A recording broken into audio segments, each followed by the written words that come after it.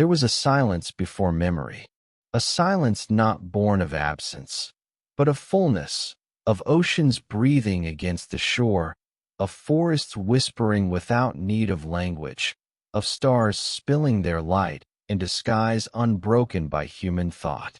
It was a silence that belonged not to us, but to the earth itself, a silence so complete that it stretched across ages we can only imagine.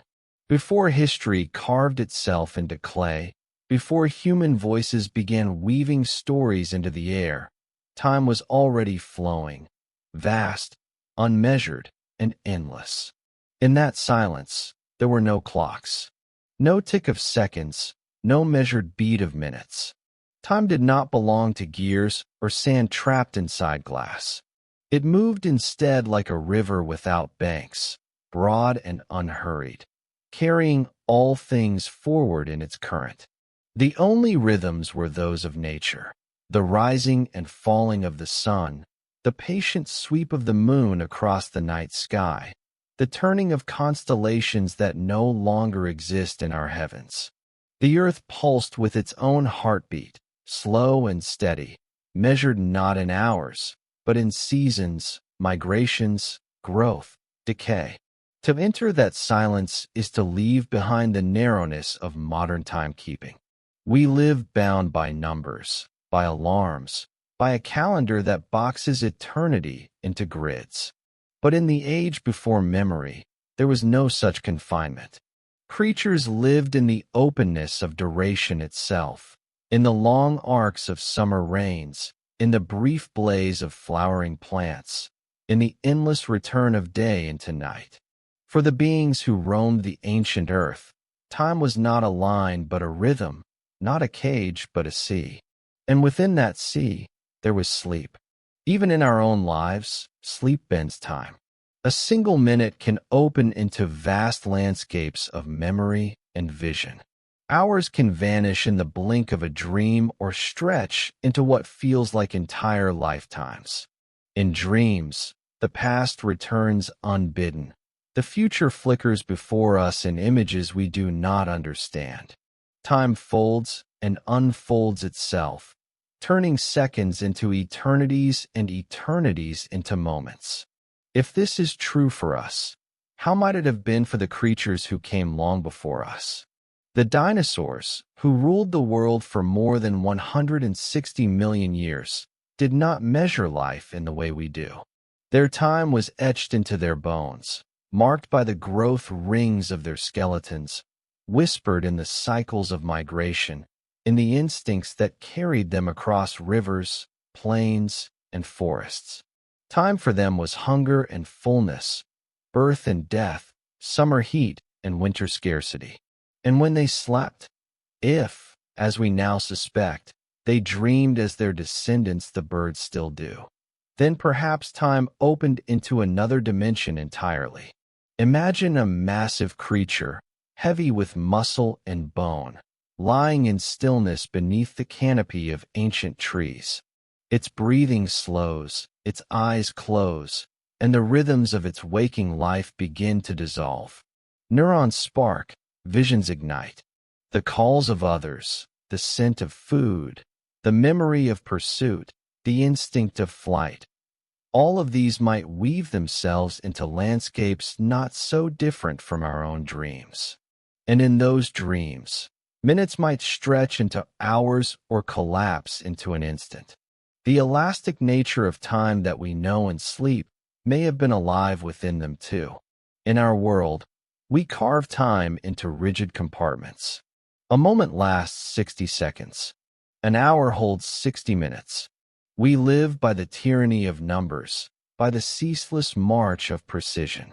But in truth, no one experiences time this way.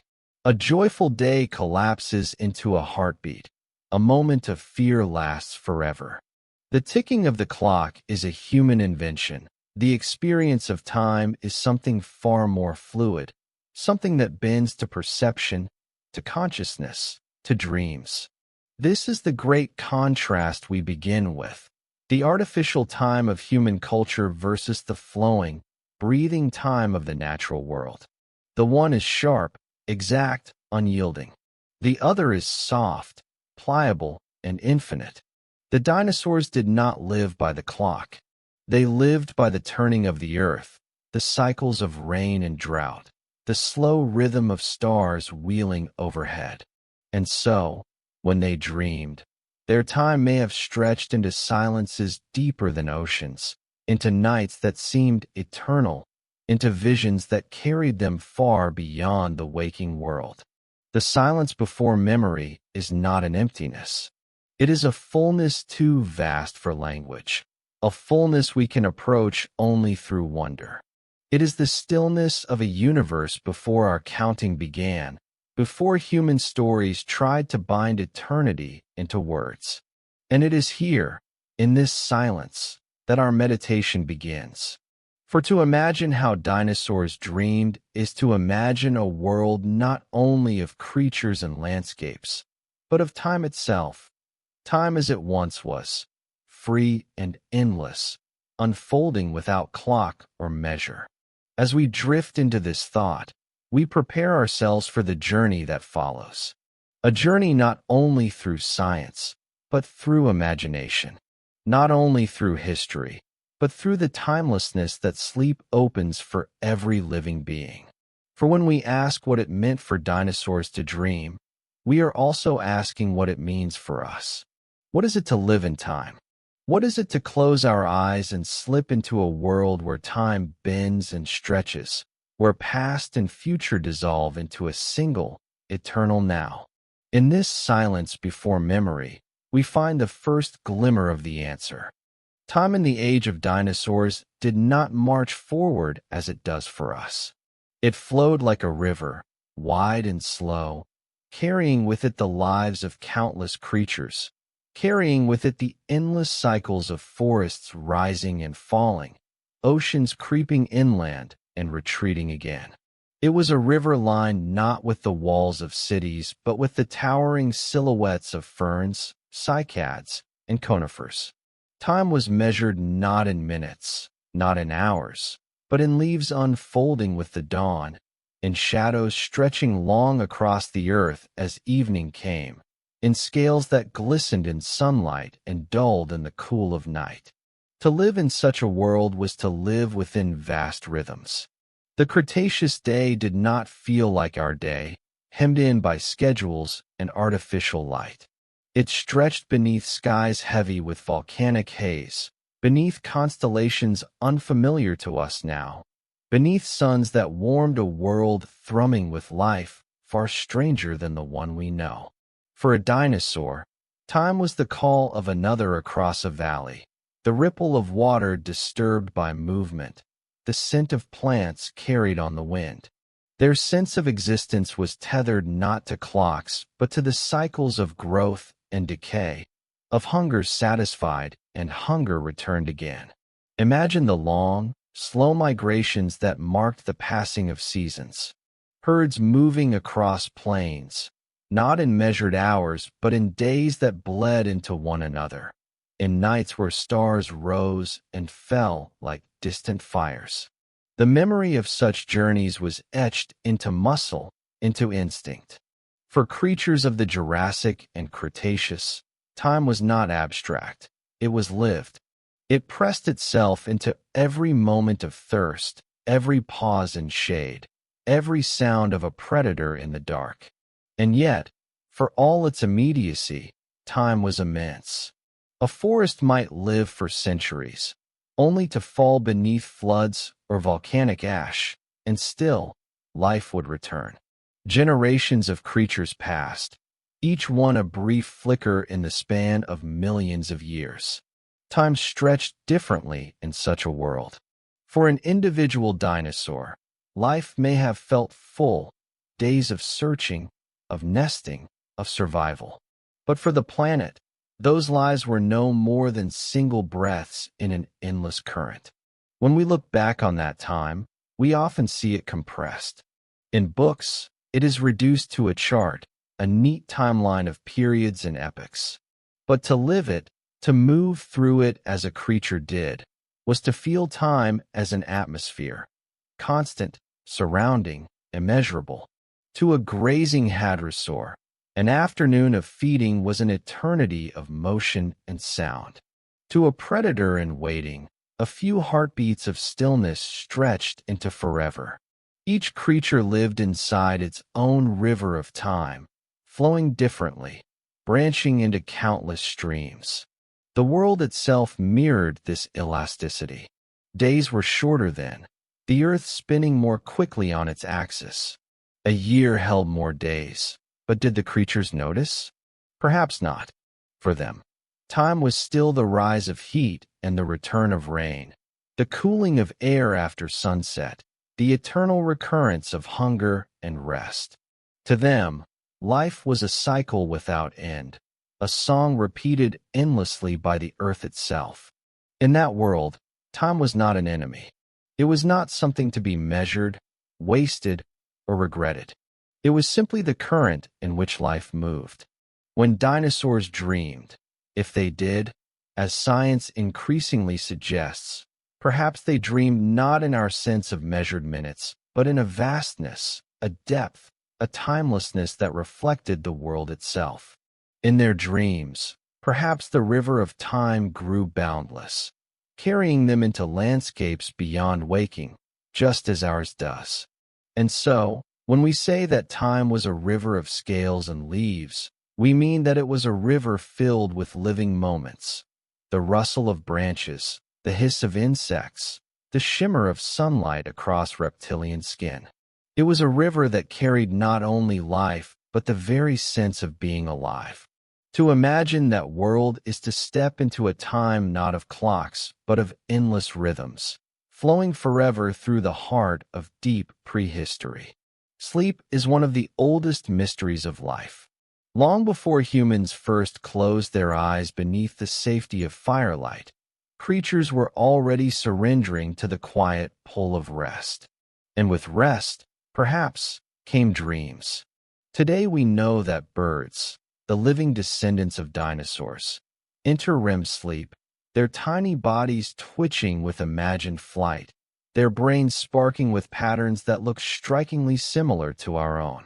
Crocodiles, too, show hints of this inner world.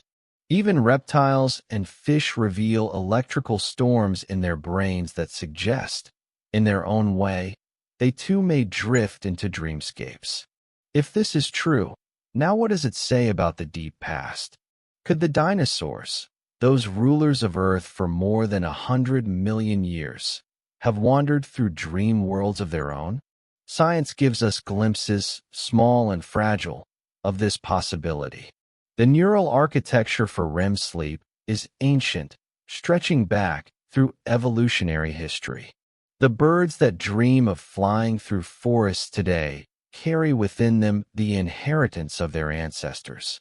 Their rapid eye movements, their fluttering wings in sleep, may echo patterns once alive in the minds of creatures long vanished. To imagine this is to step into an intimacy with the prehistoric world, not through bones or fossils, but through the private landscapes of the mind. Dreams are different from waking life. They take the ordinary and transform it, stretching, compressing, rearranging, until time itself no longer obeys its usual laws. A single heartbeat may contain a memory of flight across valleys. A moment of stillness may open into an endless chase. If birds and mammals dream today, then it is not impossible that the ancient giants of the Cretaceous and Jurassic did as well.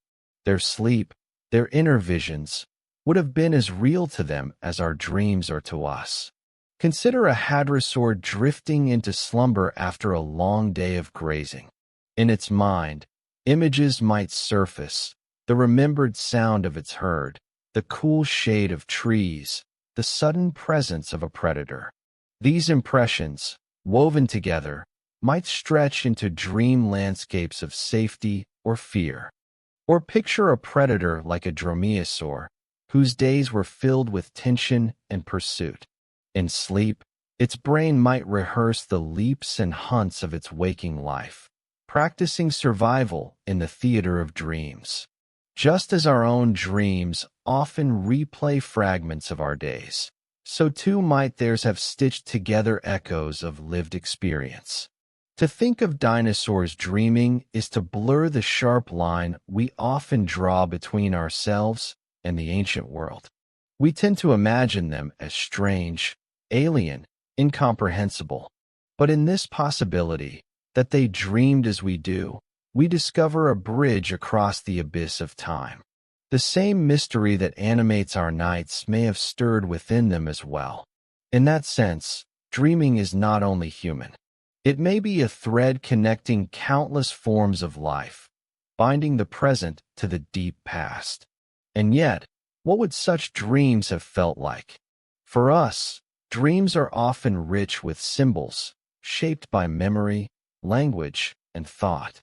For a dinosaur, they may have been simpler, more visceral, a flood of sensations, a swirl of instinct, a tapestry of movement and sound. But in their simplicity lies a profound truth. To dream at all is to step outside the strict flow of waking time, to enter a space where seconds stretch, where moments fold, where inner life blossoms unseen. This section is a meditation on that possibility, that dinosaurs carried within them the same secret passage we know so well, that in the quiet hours of night, beneath stars unfamiliar to us now, their minds opened to worlds beyond waking. And in those worlds, time stretched differently. It bent itself into loops of memory and vision, dissolving into silence when they woke. Science can never show us their dreams directly. Fossils cannot capture imagination. But by looking at the living, at birds twitching in sleep, at reptiles shifting in quiet slumber, we glimpse the shadows of ancient dreamers. It is enough to suggest that dreaming did not begin with us. It began before us, and it continues still, a current flowing through life itself. And so, when we close our eyes tonight, when we drift into our own landscapes of impossible time, we may be entering a mystery that the dinosaurs once knew as well. In that sense, every dream is an echo, not only of our day, but of ages when the world belonged to scales and feathers, to claws and wings. Dreams are older than memory, older than history. They may be as ancient as life itself. Long before humans invented the clock, long before seconds and minutes carved the day into fragments, the world was already keeping time. The earth itself is a clock, its rhythms written in stone, in water, in bone. Dinosaurs lived not by mechanical hours, but by the pulse of ancient cycles, vast, repeating patterns that measured their days, their years, and their lives. The moon was one such keeper. Its phases pulled at the oceans, lifting tides in steady breath. Along coasts where great reptiles swam, the rising and falling of waters dictated movement and migration. The cycle of the moon was a rhythm older than memory, guiding creatures in silence. To live in that time was to live within this lunar beat, not as numbers marked on calendars, but as instinct woven into blood. There were other clocks as well. The seasons turned in endless circles, painting the land with rhythms of abundance and scarcity. In spring, plants unfurled with explosive growth, offering food and shelter. In autumn, leaves withered, and the earth shifted toward silence. Dinosaurs felt this turning in their bones, in the timing of nesting, in the migrations of herds, in the flowering and fading of the world around them. Each season was not a date on a page, but a living force shaping survival. Even trees were clocks. Each ring within their trunks marked a year, a silent recording of droughts and rains, of fertile times and lean ones. The same is true of bones. When paleontologists peer into the fossilized remains of dinosaurs, they find growth rings like those of trees, preserved in ancient marrow. Each ring is a marker of time lived, of cycles endured. These are not abstractions, but the very pulse of life inscribed into the bodies of creatures long gone. The stars, too, kept time.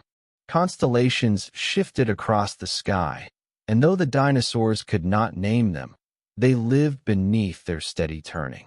Night after night, the heavens moved with a precision far older than our instruments. Migration routes may have been guided by these celestial paths, just as birds navigate by starlight today.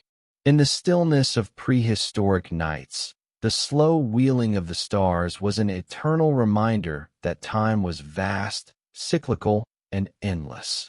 For us, time is rigid, mechanical, sliced into equal pieces. But for the dinosaurs, it was living. It was hunger that came at dusk, thirst that drew them to rivers at dawn. It was the rhythm of wings beating, the pause of stillness in the heat of midday, the calling of others across shadowed valleys. These were the clocks of the ancient world, immediate, intimate, embodied. There is a profound contrast here. We measure time externally, with devices separate from ourselves. They tick on walls, glow on screens, count down in numbers detached from feeling. But the dinosaurs lived by clocks within and around them, clocks they did not need to read because they were inseparable from their own existence. To breathe was to move with the pulse of the world. To rest was to align with the turning of the earth. Time was not a prison, but a rhythm that carried them, moment by moment, through life. And in this rhythm, dreams may have arisen. Just as our sleep follows cycles, light and deep, REM and non-REM, so too might theirs have pulsed with inner clocks. The same natural rhythms that guided their waking lives may have shaped their inner ones, creating dreamscapes bound to seasons, to hunger, to instinct. Their minds may have followed invisible timekeepers older than thought itself. When we reflect on the pulse of ancient clocks, we are reminded that time is not one thing. It is many things. It is tidal, lunar, seasonal, biological, cosmic. It is written in bone, in tree, in stone. For the dinosaurs, time was not a number spoken aloud, but a reality lived and breathed. And even in their silence now, we can still trace its beat, the pulse of ancient clocks still echoing through the fossils they left behind. Time, as we live it, is not the same as time as we feel it. A clock insists that a second is always a second, that a minute is always the same length. But in our experience, this is not true. A single moment of terror can seem like an eternity.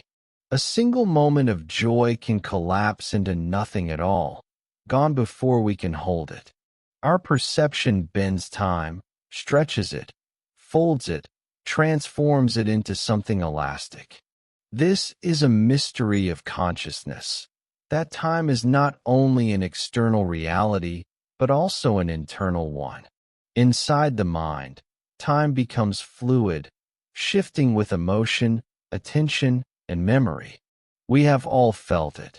The long stillness of waiting, where minutes crawl as though unwilling to pass, and the fleeting brightness of happiness, where hours vanish in the blink of an eye. Time within us is not measured by clocks. It is measured by feeling.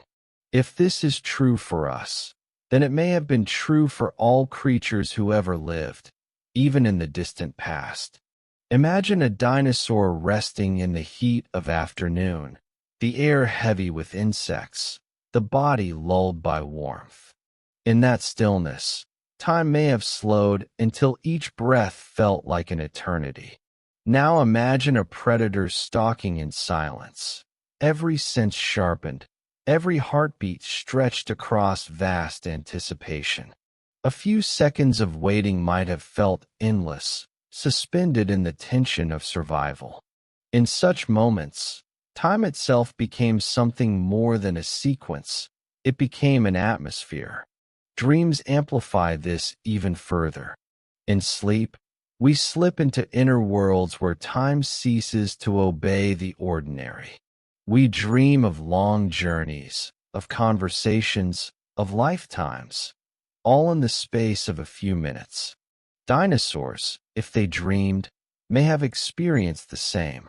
A night of sleep might have held countless inner experiences, each unfolding at its own pace, each stretching or collapsing with no regard for waking time. In dreams, a single instant can blossom into entire landscapes, and then vanish at the moment of waking. Consider the small, tender moments that may have expanded into eternity for them. The shade of a fern grove after a long day of movement, the gentle closeness of a herd resting together in safety, the quiet peace of night sounds beneath ancient constellations. For a dinosaur lying in stillness, such moments may have carried the weight of forever. Within their perception, these fragments of life may have stretched like rivers, flowing without end. There is a strange paradox here. To the planet, to geology, the life of an individual dinosaur was a flicker, over in an instant. But to the creature itself, each day was immense, filled with experience that stretched and deepened with perception. The millions of years that separate us from them collapse in comparison to the eternity of a single lived moment. This paradox belongs to us as well.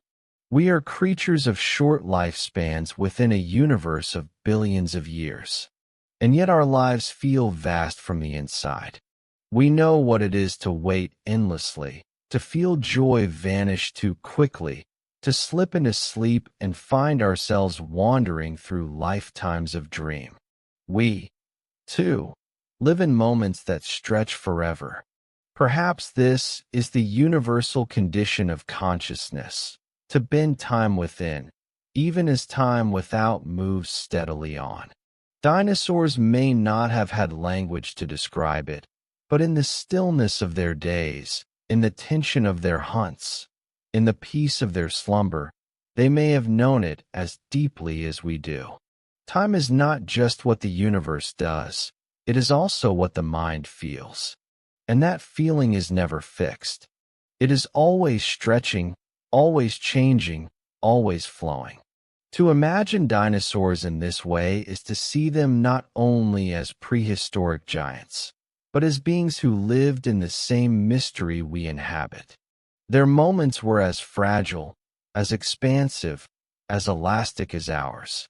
And though they are gone, the truth of their lived time lingers in us, reminding us that every moment we hold is both fleeting and infinite. For when a moment stretches forever, it does not matter whether it belongs to us or to them. It belongs to the timeless river of perception itself, a river that flows through every dreamer, across every age. When we think of dinosaurs, we often imagine them frozen in a single age, creatures roaming vast plains, thick forests, and primordial swamps. But the truth is stranger and far more immense. Their reign was not a brief chapter, but an entire epic stretching across eons. From their rise in the Triassic, through their flourishing in the Jurassic, to their dominance in the Cretaceous, they carried the world through nearly 200 million years of history. That is time so vast our human minds can barely comprehend it. Civilizations rise and fall in thousands of years. Dinosaurs endured for hundreds of millions. To hold this in imagination is to feel the true weight of eons pressing down upon us. Our human sense of time collapses in comparison.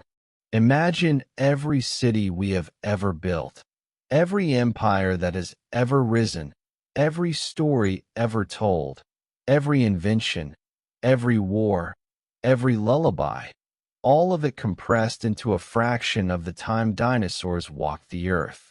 To them, we are the brief ones, the shadows flickering on the surface of an ancient river. And yet, for the dinosaurs themselves, time was not counted in millions of years.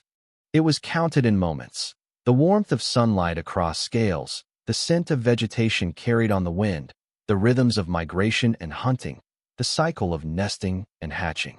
The eons that we measure in geology were lived by them as days and nights, as seasons, as lifetimes of creatures who knew nothing of calendars. Their world unfolded slowly, patiently, yet always in motion. The weight of eons felt not as burden, but as continuity. The earth itself bore witness to their passage. Continents drifted, mountains rose, seas expanded and shrank, climates shifted from swamps to deserts, and still the dinosaurs endured. They adapted to changes so profound that, in human terms, they would seem apocalyptic. What we call extinction events came and went, reshaping ecosystems, altering the balance of life, and yet life itself persisted. Some lineages perished, others rose. Over eons, the dinosaurs were not a static group, but a flowing river of forms, diversifying, transforming, becoming both gigantic and small, fierce and gentle, swift and ponderous. There is a humbling silence in this realization. We live in a brief span, counting centuries as though they are long, measuring our lives in decades, feeling time as a burden rushing us forward. But the weight of eons reminds us of another truth. Time is not rushing anywhere. It is vast, slow, patient. It holds us, just as it held them. When we imagine their dreams, we must place them inside this immensity. A single dinosaur's dream was brief, perhaps no more than a flicker of the mind, a night's wandering through inner landscapes. Yet the dreams of all dinosaurs, multiplied across millions upon millions of years, form a silent ocean of experience. Countless nights, countless lives, countless inner worlds lived and lost, stretching across a span longer than all of human history combined. This is the paradox of eons.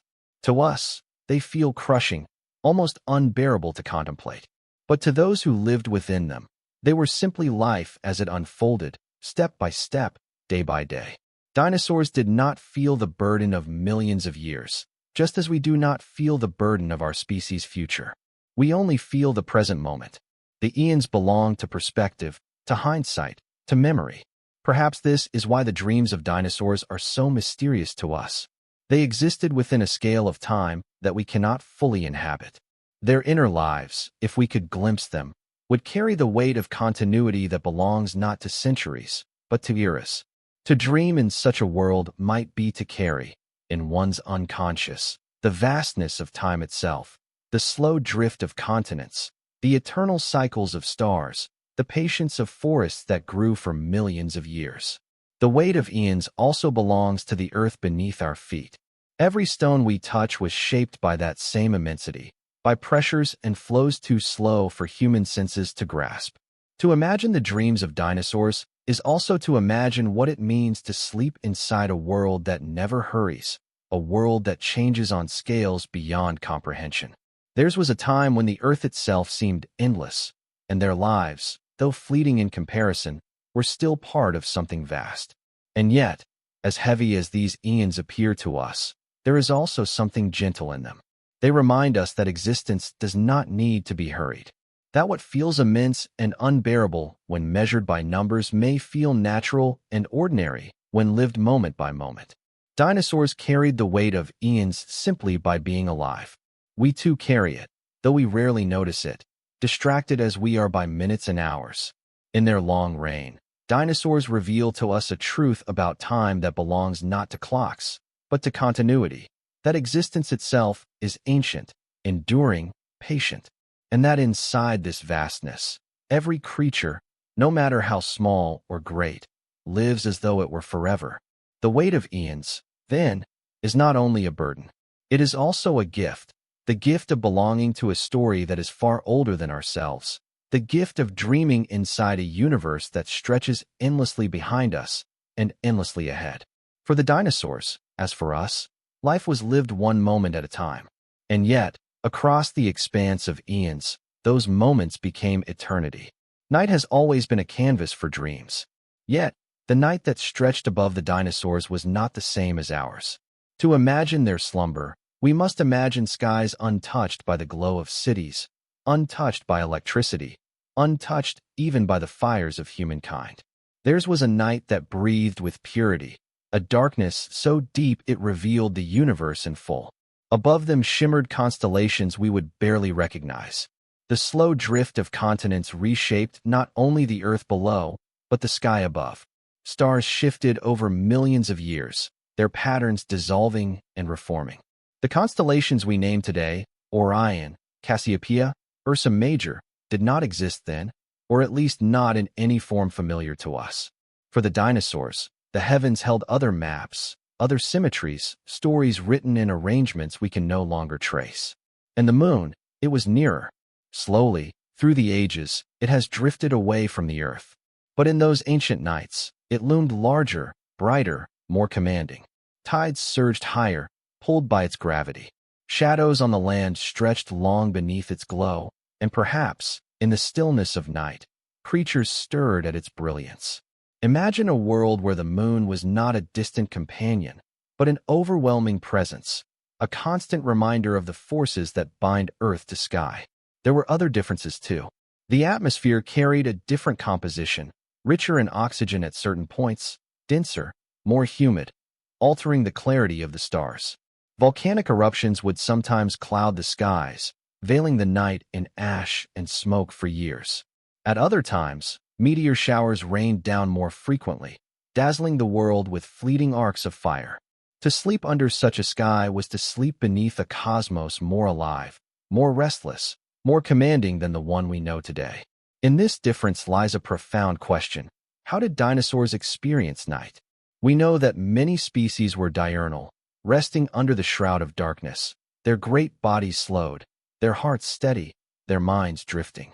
Others were nocturnal, stirring in the hours when predators or prey revealed themselves beneath the silver of the moon. Their inner clocks, like ours, were tied to the turning of the earth.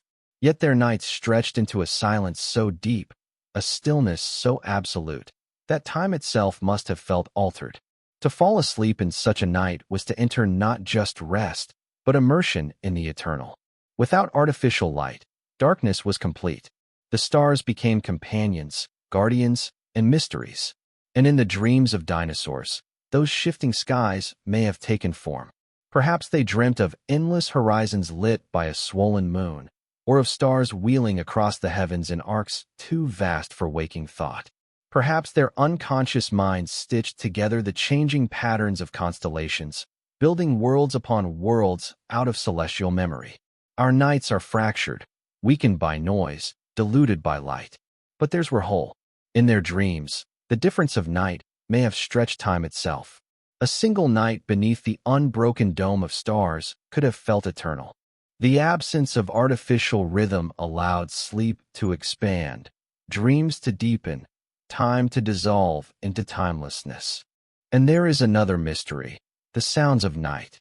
For us, the dark hours carry whispers of insects, rustle of leaves, distant calls of animals. For dinosaurs, the soundscape was alien. Great insects buzzed with deeper resonance. Amphibians croaked in ancient tones. Giant mammals had not yet appeared. The voices of night belonged to other singers.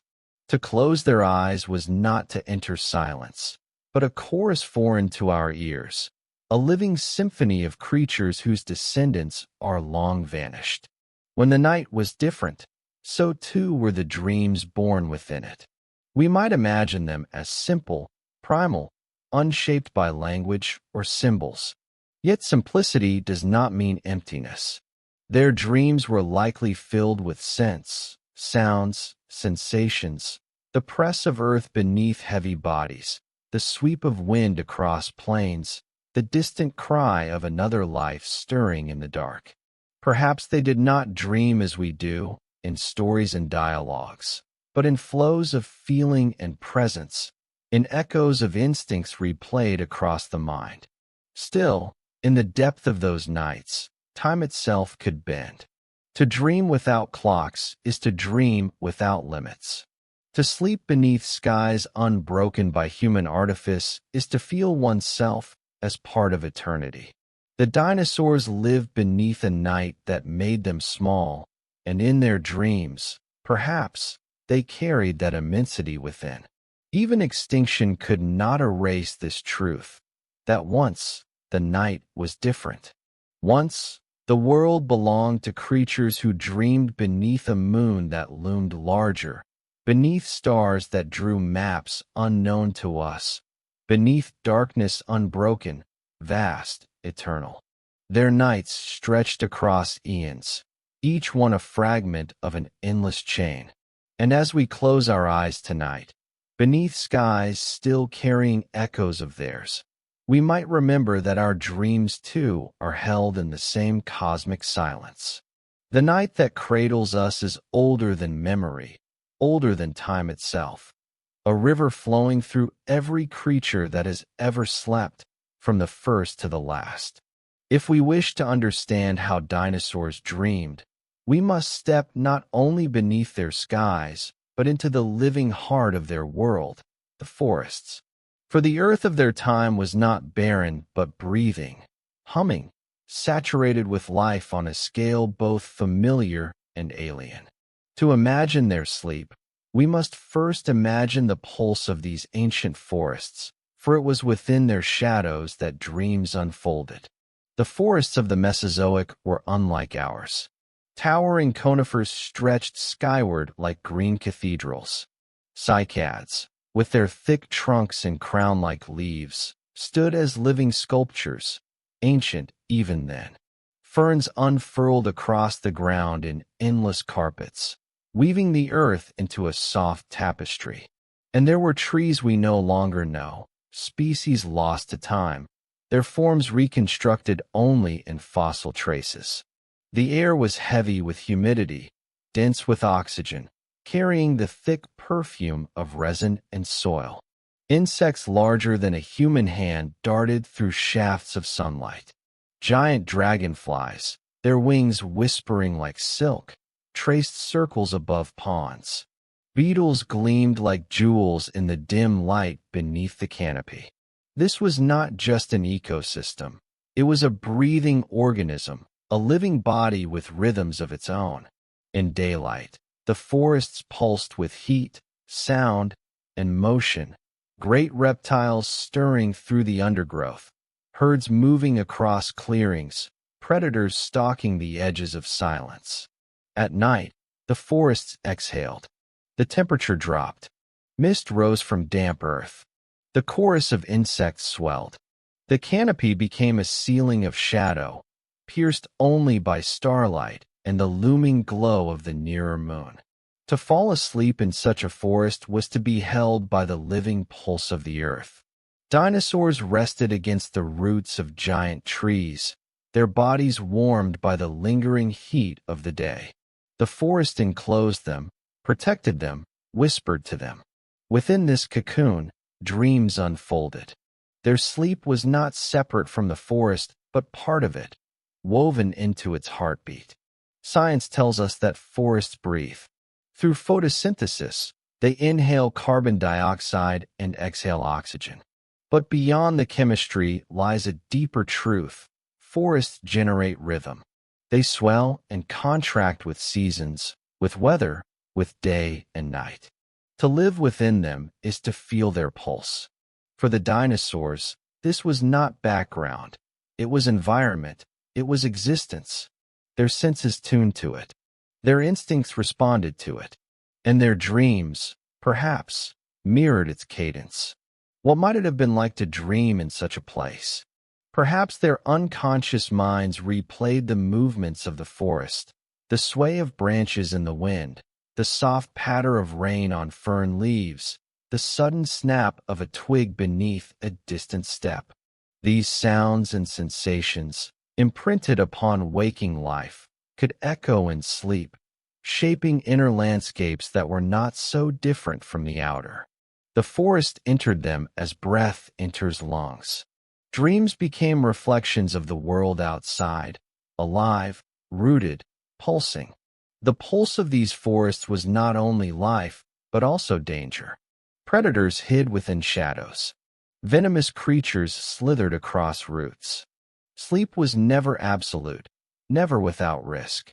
To close one's eyes in such a place was to surrender to vulnerability, to trust the body's instinct to awaken at the faintest sound of threat.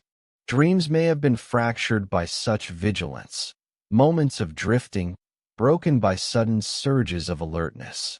Even in slumber, survival whispered. The forest held them, but it also tested them. And yet, within this tension lay depth.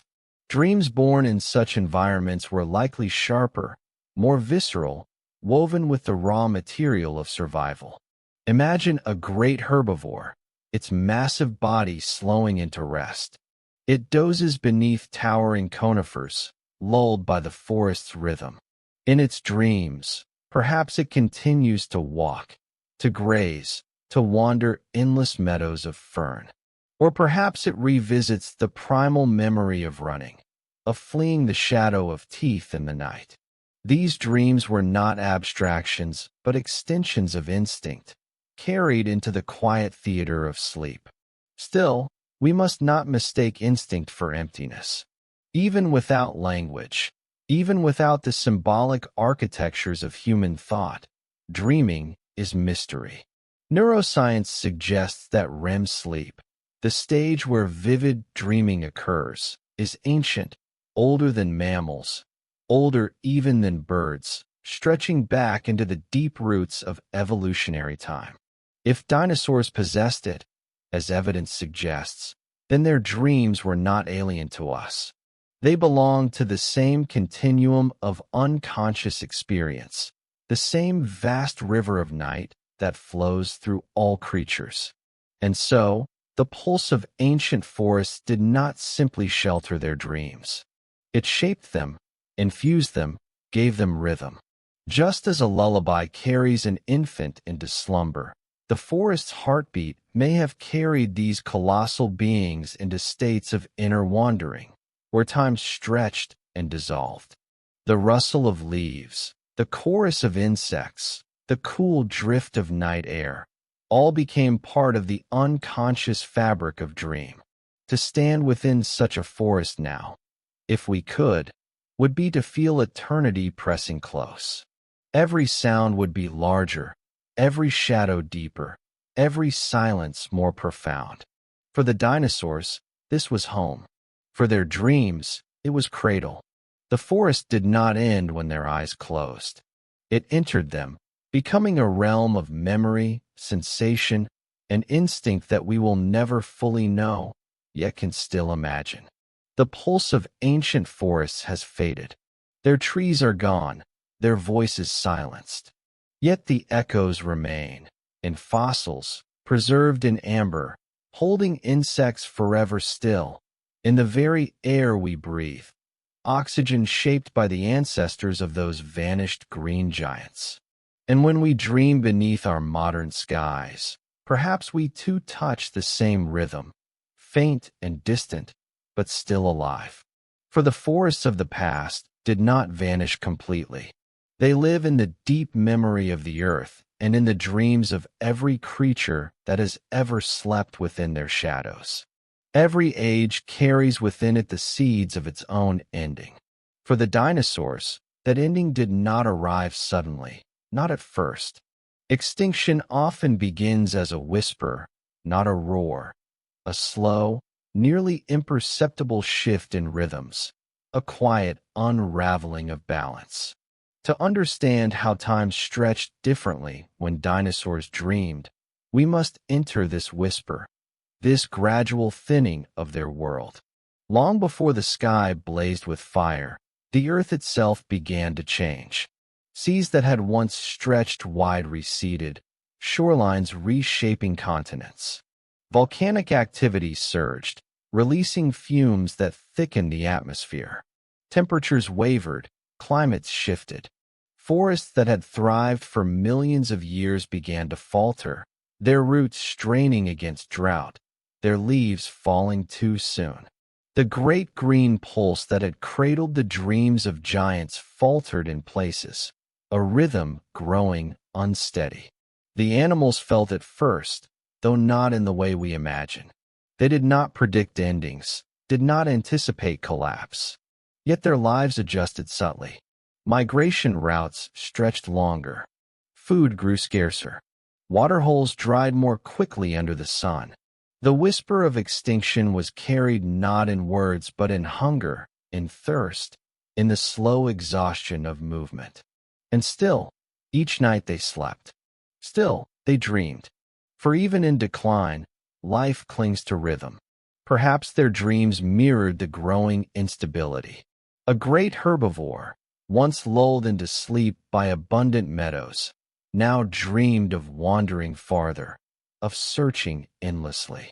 A predator, once assured of prey, now dreamed of pursuit without capture, the chase extending beyond reason. Dreams reflect not only memory, but need. In this way, the whisper of extinction may have seeped into their unconscious minds, carried by instinct into the landscapes of sleep. The earth, too, seemed to dream differently in this time. Great volcanic outpourings of basalt, in what is now India, released gases that shrouded skies, altering weather patterns across continents. Seasons became unpredictable.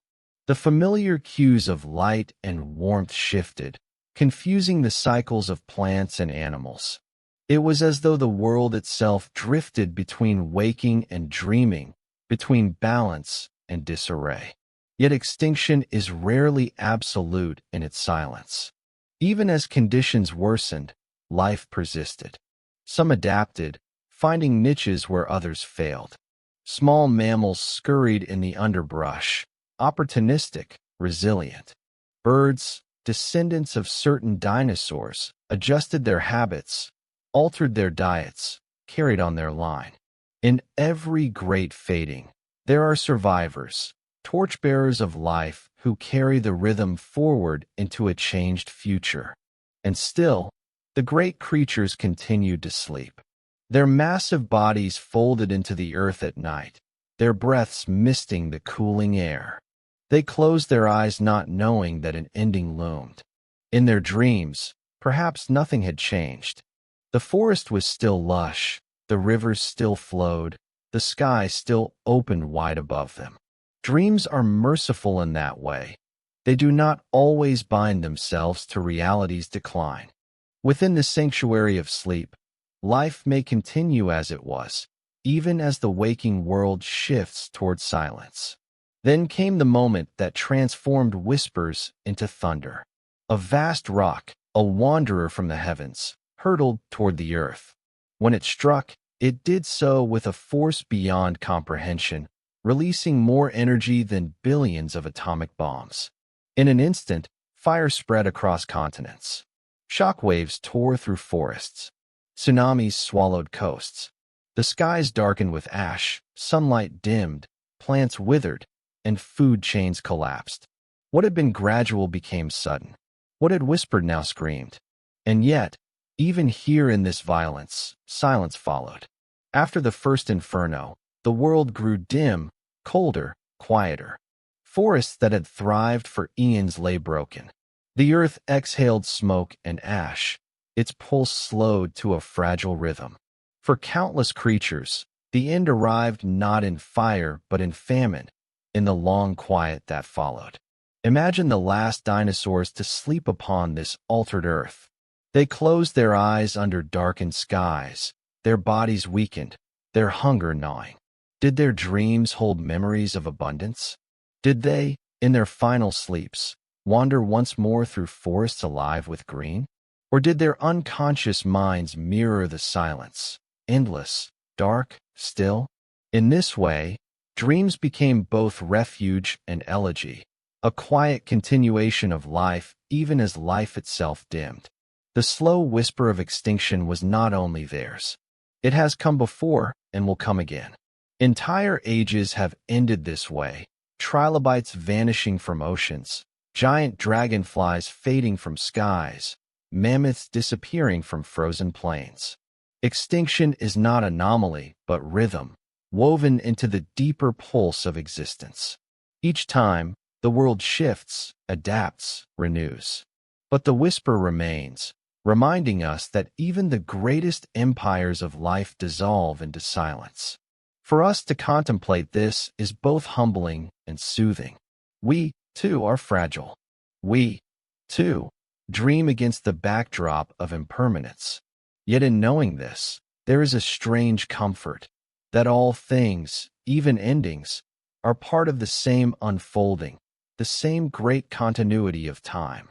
The dinosaurs did not vanish utterly. They left descendants in the form of birds, and they left their memory in the very stones of the earth.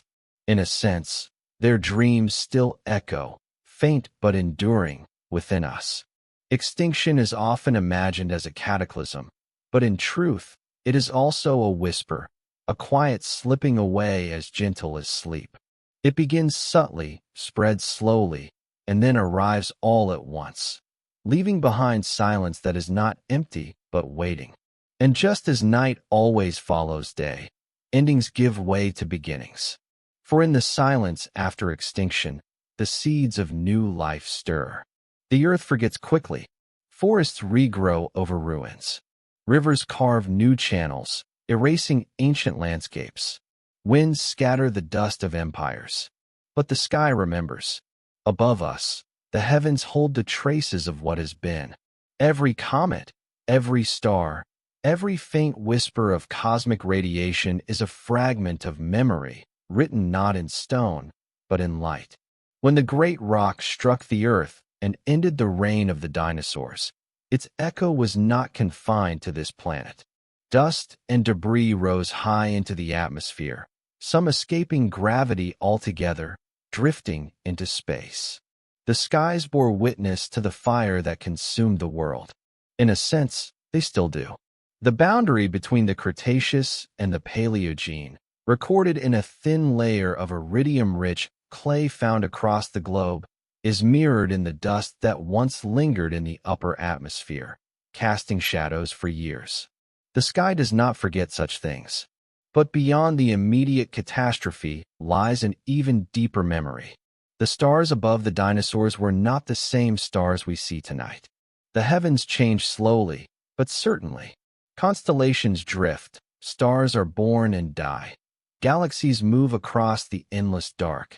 When a brachiosaur lifted its head to the night sky, the constellations it saw were arranged differently. The stars of Orion were scattered more loosely. The North Star was not the same guiding point. Time stretches differently in the heavens, where millions of years pass as quietly as the beating of a heart. In this way, the dreams of dinosaurs were cradled beneath alien skies. Imagine a world where the familiar constellations of our own nights had not yet formed, where the Milky Way's band gleamed the same, but its pattern of brightness was subtly altered. Their nights carried a different poetry, one written in unfamiliar stars. The sky remembers them, just as it remembers us, by holding the same canvas of eternity under which all lives unfold. Astronomers today can trace these celestial shifts, rewinding the positions of stars across millions of years. Through such reconstructions, we can imagine the heavens as they appeared to the creatures of the Jurassic or the Cretaceous.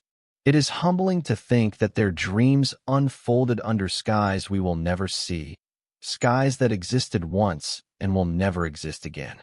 Time in the heavens does not vanish. It transforms, carrying memory forward in shifting constellations, in light that travels vast distances to reach our eyes. Light itself is a memory. The glow of distant stars takes thousands, sometimes millions, of years to arrive here. To look at the night sky is to look into the past.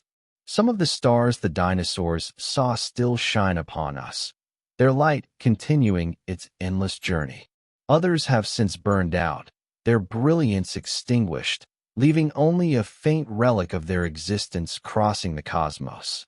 Every starlit night is a dialogue between past and present, between what once was and what remains. The sky remembers, not with words, but with light. And there is another layer of memory in the heavens, the cosmic background radiation, the faint afterglow of the Big Bang itself. This subtle wash of microwaves fills all of space, a whisper of the universe's birth. Dinosaurs, though they never knew it, lived beneath this same silent glow. So do we. Every creature that has ever dreamed has done so beneath this ancient, persistent memory of the beginning. The sky remembers not only extinctions, but creation itself. There is a strange comfort in knowing that memory is woven into the fabric of the universe.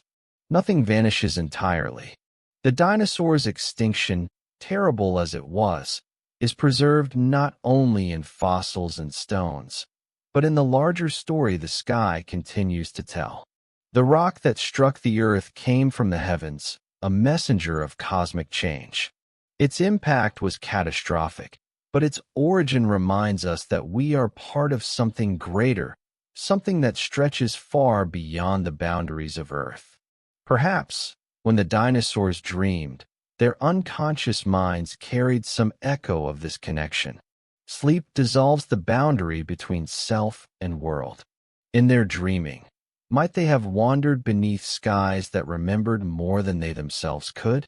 The stars would have whispered the same truths they whisper to us, that life is fleeting, that worlds are fragile, but that existence is vast and enduring. Even today, we look up and wonder. The same act that once carried the gaze of a sauropod or the eyes of a small, bird-like dinosaur now carries ours. The sky is patient.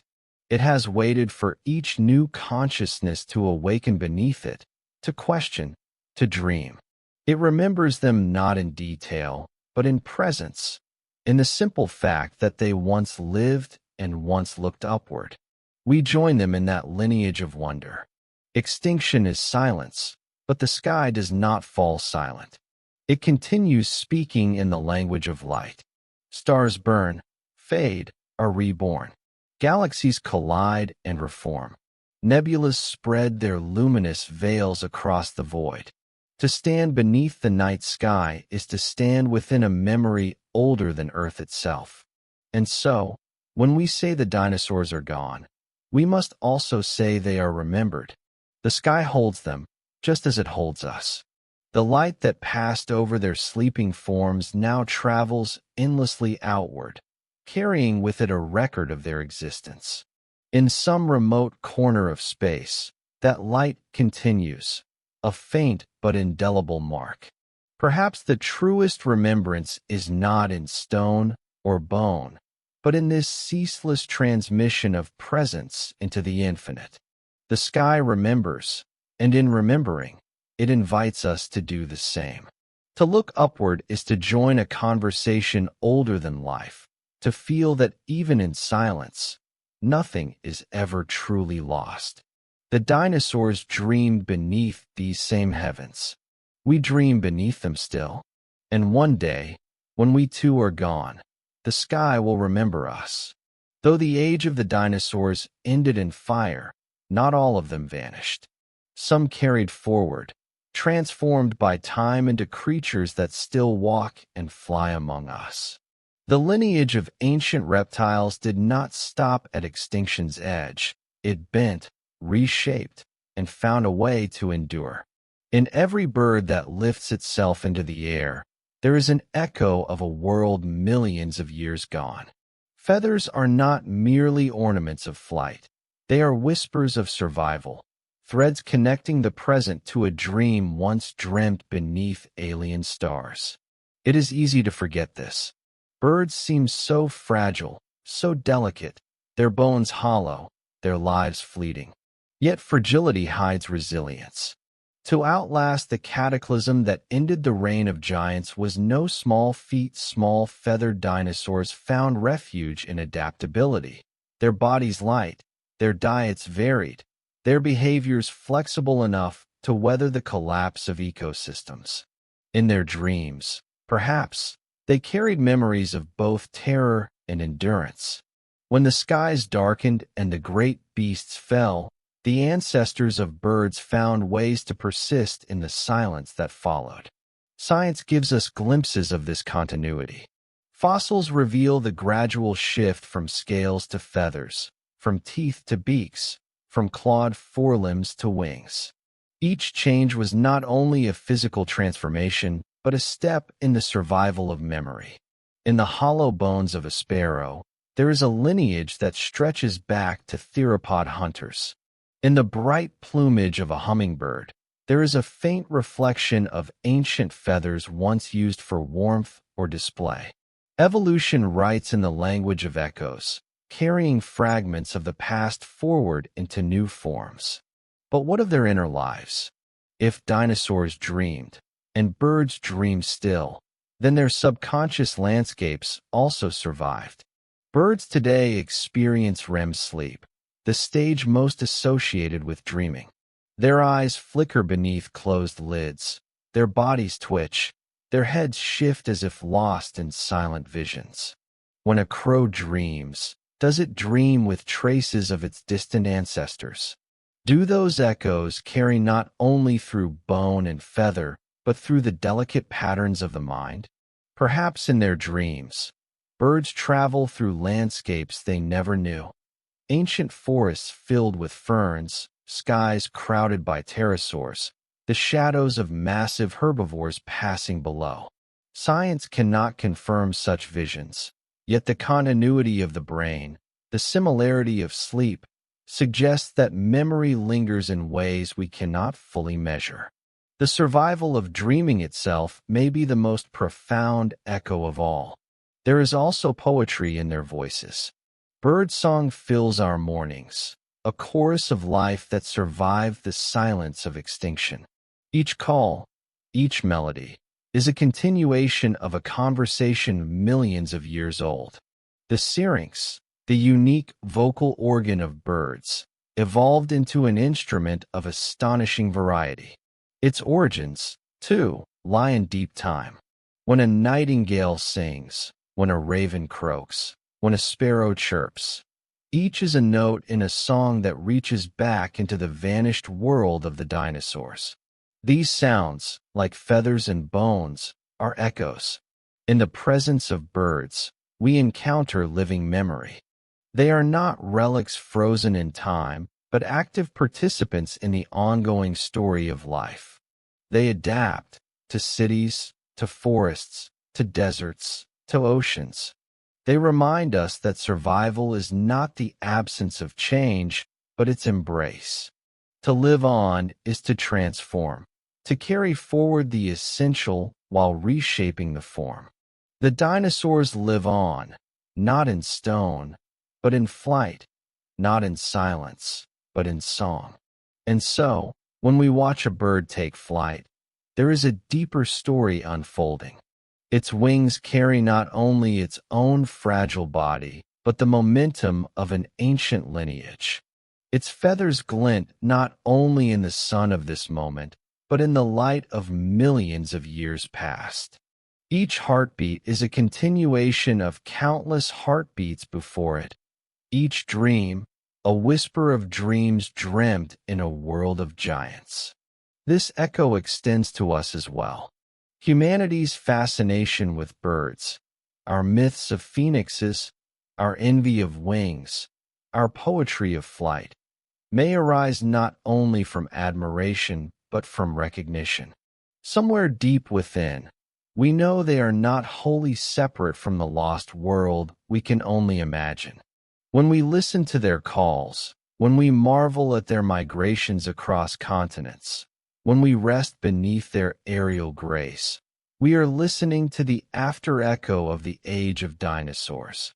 In feathers and bone, in song and dream, the dinosaurs continue, not in the same form, not with the same grandeur, but with a subtle resilience that may be more profound. The giants fell, but the small and the light endured. The world changed, but the essence carried on. If extinction is silence, then birds are the reply. Fragile yet enduring, delicate yet ancient, small yet infinite in what they represent. And perhaps, as they sleep and dream tonight, their visions stretch back further than their fragile bodies remember. Perhaps they, too, dream of skies filled with stars that no longer exist, of forests that turned to stone, of ancestors that once ruled the earth. In their dreaming, the dinosaurs are not gone. They are still present, still whispering, still alive in the beating of wings against the wind. The echoes remain, not only in stone, not only in memory, but in every feather that stirs, in every song that rises, in every dream that unfolds behind a closed eye. The dinosaurs did not end. They transformed, and their dreams, like their bodies, found a way to take flight. There are moments in Earth's history when time itself seems to hesitate, when the rhythm of life falters and silence expands into something almost eternal. The end of the dinosaurs was such a moment. In the wake of the asteroid impact, the forests burned, the skies darkened, the seas turned restless, and for a long span of years, the world seemed to pause. Ash rained down, thickening the air, veiling the sun, pressing the planet into a kind of twilight. In that darkness, time stretched. For the creature, the ash itself carried a strange memory. Layers of soot, still found today in rocks across the globe, are silent testimony to that age of aftermath. When geologists split open stones and reveal thin black lines, they are looking into the minutes and hours of that long night. Each layer is a frozen record of how slowly the earth rebuilt itself. In these ashes, time has been preserved in its most fragile form. But what of those who lived through it? In the hush of extinction, survival required stillness. Mammals retreated into burrows, birds into hidden refuges, reptiles into their deep shelters.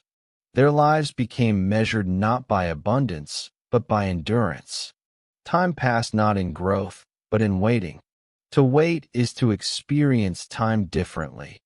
Each moment heavy, each silence stretched into something almost unbearable. And yet, in that waiting, the seeds of the future were kept alive. There is a haunting paradox here. Time can seem both unbearably slow and yet, in retrospect, unimaginably fast. To the survivors, years of famine and shadow may have felt endless. Yet to the earth itself, millions of years flowed swiftly after the Great Fire.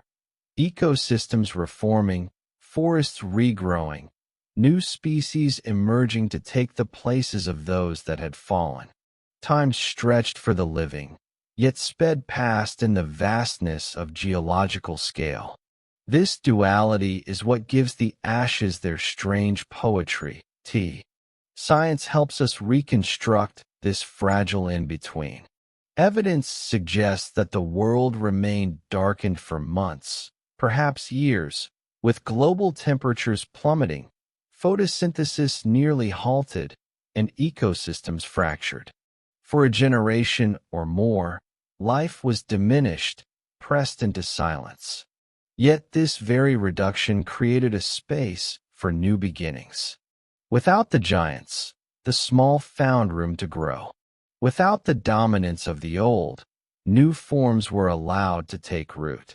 The ashes were both an ending and, perhaps in that silence, dreaming itself changed. If dinosaurs dreamed of endless green forests and star-streaked skies, their descendants may have dreamed instead of hunger, of waiting, of shadows. The subconscious would have absorbed the stillness, translating it into visions both fearful and surreal. Time in dreams often bends and breaks. A moment becomes hours, and hours dissolve into nothing. In the ash-shrouded world, perhaps dreams became the only refuge, where light could still be found, where MEM. And yet, it was not only a time of despair. From the ashes came resilience. Seeds buried deep in the soil waited for the return of the sun. Small creatures kept their lineages alive with quiet persistence. Each heartbeat, Each breath, each dream was a defiance of the silence that sought to smother life. Time in the ashes was not empty.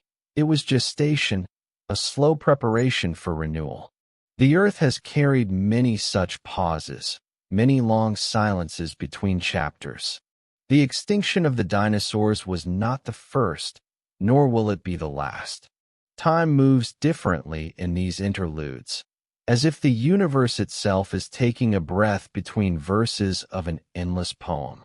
For us, these moments are reminders that endings are rarely abrupt in the vast theater of the cosmos. They are drawn out, layered, stretched into years, centuries, millennia. The ashes teach us patience. They teach us that what seem. Even now, when we walk across volcanic landscapes or touch the remnants of burned forests, we glimpse the same lesson. Ash is a reminder of both fire and rebirth. It is the residue of endings, but also the soil from which new life grows. Time in the ashes is not wasted time. It is transformative time. The slowness, the stillness, the waiting, all shape what comes next. So when we think of the dinosaurs, we should not only imagine their grandeur or their sudden end, but also the long silence that followed. In that silence, the shape of the modern world began to emerge. In that darkness, the path toward mammals, toward birds, and ultimately toward us was set. The ashes were not only the end of their dreams, but the beginning of our own. And perhaps, as we close our eyes and drift into sleep, we touch a fragment of that silence. Time feels stretched, the waking world falls away, and we rest in a stillness that seems infinite. Just as life once waited in the ashes, so too do we enter the soft ashes of night, where dreams prepare us for another dawn. After the great silence of the ashes, the world began to turn again, slowly, unevenly, into new rhythms. The familiar seasons of warmth and cold, growth and rest, did not return all at once. For decades, perhaps centuries, Earth's climate staggered like a wounded giant, unsure of its own balance. The asteroid had not only ended lives but disrupted the very patterns of the planet, its rains, its winds, its cycles of renewal. What had once been steady and dependable became fractured, shifting, forgotten. The sun, veiled by ash and particles, created winters that lasted beyond their natural boundaries. What should have been springtime sprouting was delayed, muted, uncertain. Summers, stripped of warmth, failed to feed the land.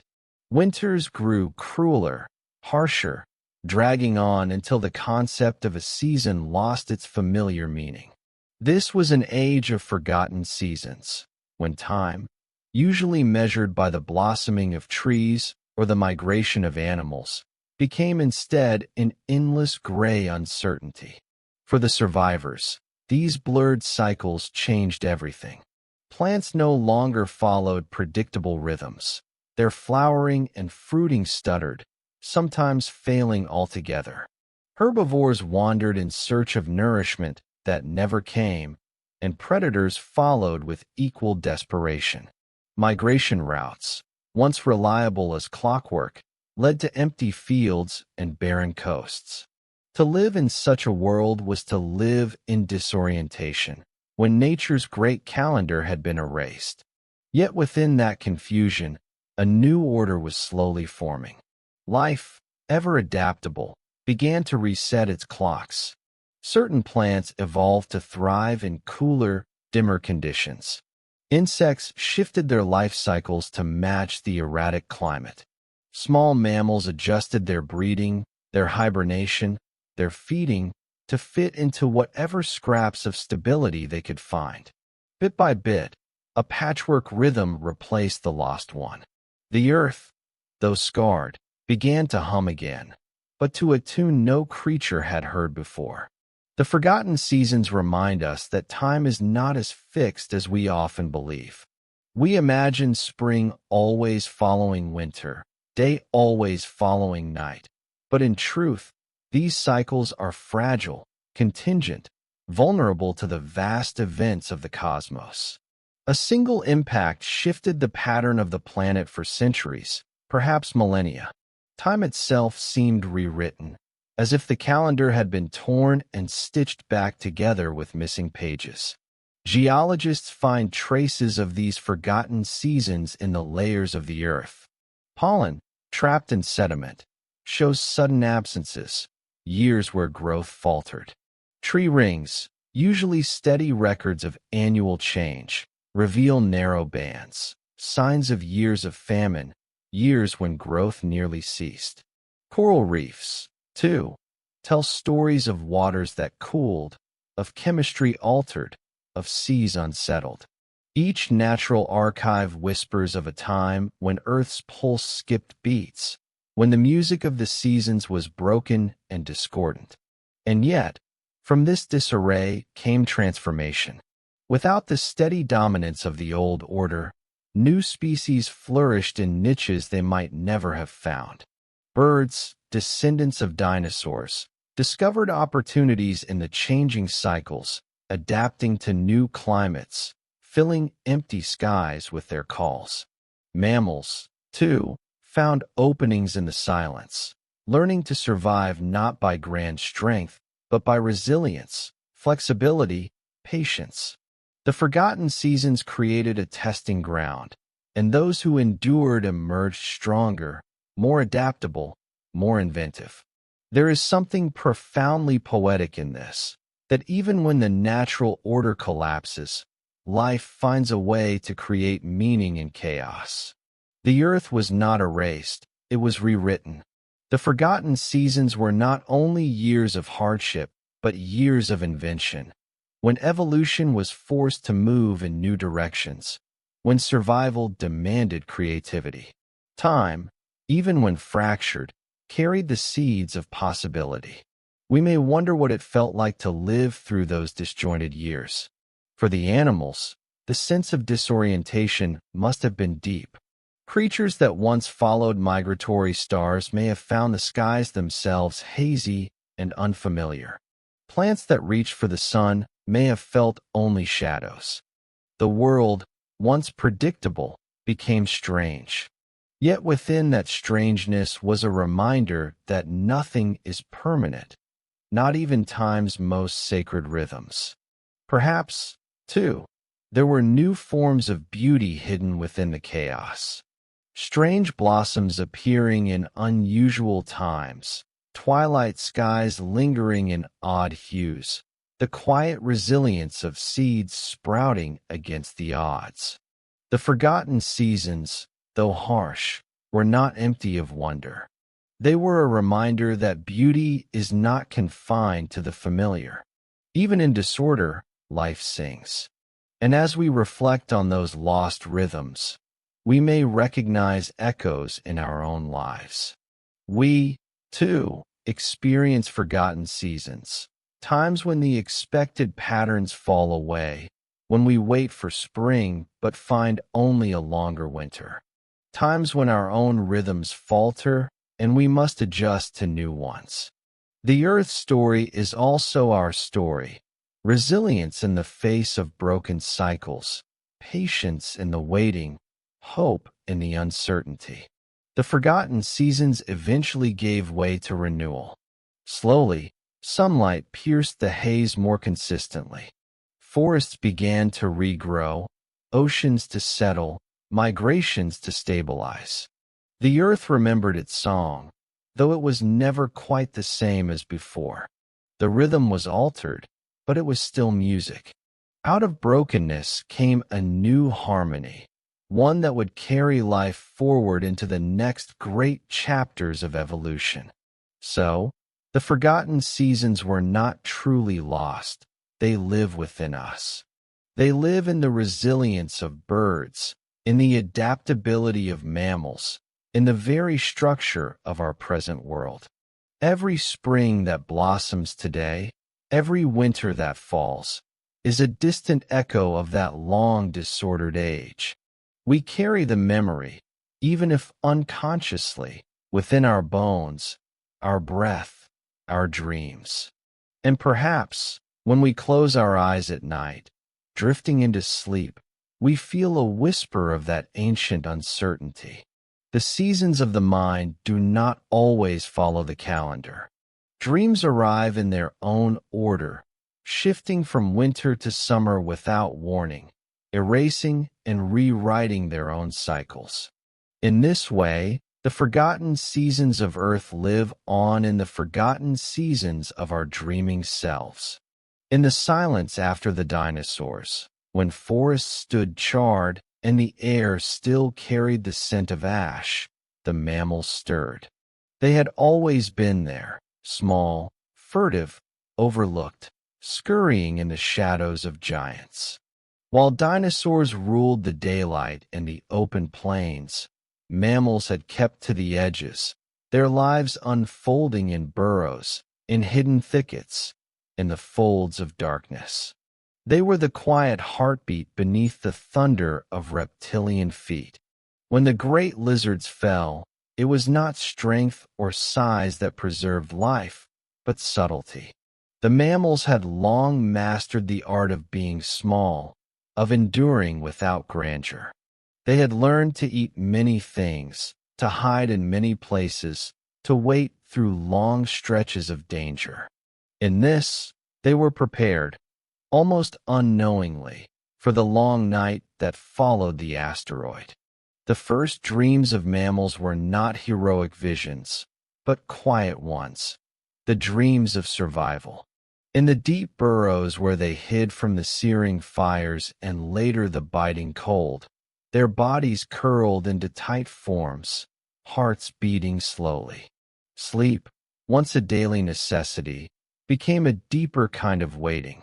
Their dreams, if we could glimpse them, may have been of warmth, of seeds stored away, of the return of green shoots above ground. They were the humble dreams of persistence, not conquest. For generations, these creatures lived on the edge of hunger. The lush abundance that had once fed the dinosaurs was gone, replaced by scarcity. Mammals ate what could be found: insects, roots, eggs, carrion. They did not demand much, and this modesty became their strength. In times when the giants would have starved, the small ones endured. Yet, within that endurance, change began. The mammals carried in their blood a restless potential. They were warm-blooded, able to regulate their heat against the shifting climates. They bore their young alive, nurturing them within, protecting them after birth, giving them a chance to survive where cold eggs might falter. These traits, once small advantages, now became the foundation of resilience. Evolution began weaving new forms from the thread of survival. Their brains, too, were different. Even in those early days, mammals possessed a capacity for complexity, not yet the grand consciousness we know today, but something embryonic. The first dreams of mammals were not just instinctive flickers. They were seeds of imagination, hints of curiosity, of play, of possibility. In the long nights of recovery, as they nestled together for warmth, perhaps their sleep carried images of a different world, one where they were no longer prey but participants in shaping the Earth's future.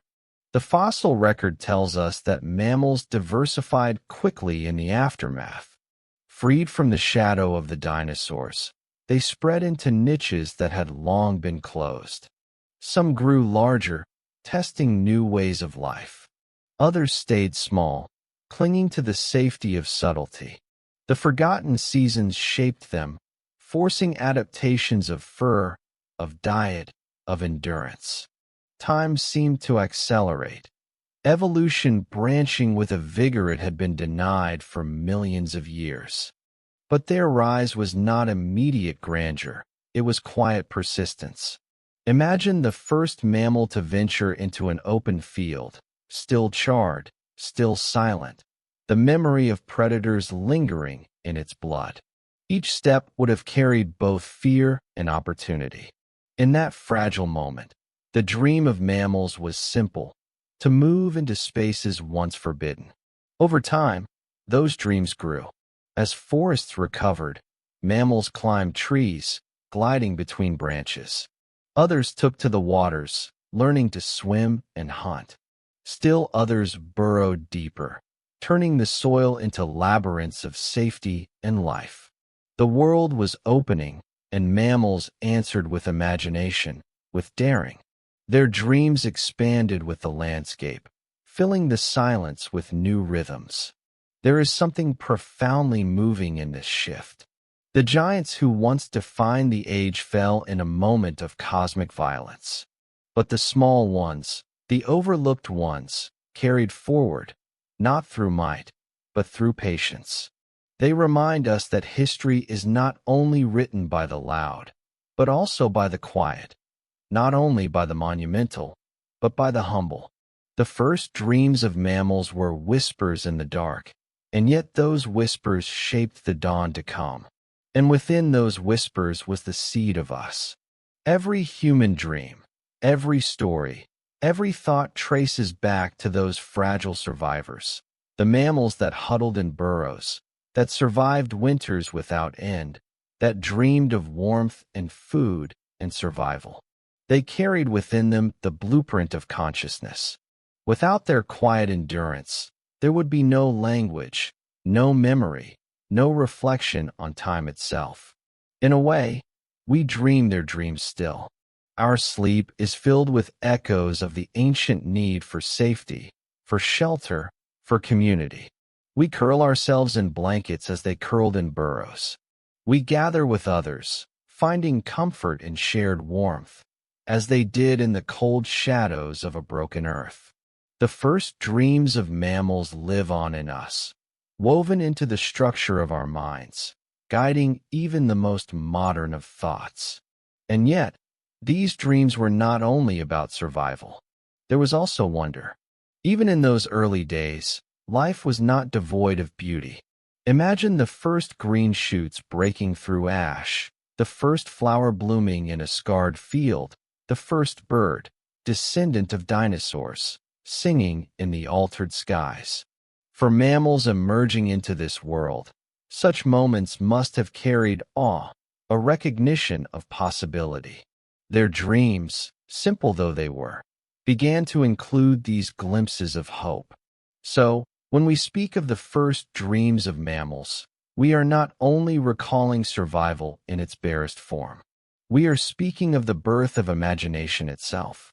These small creatures, fragile yet persistent, carried within them the potential for every dream that would follow. In their quiet endurance lay the foundation of art, of science, of reflection, of wonder.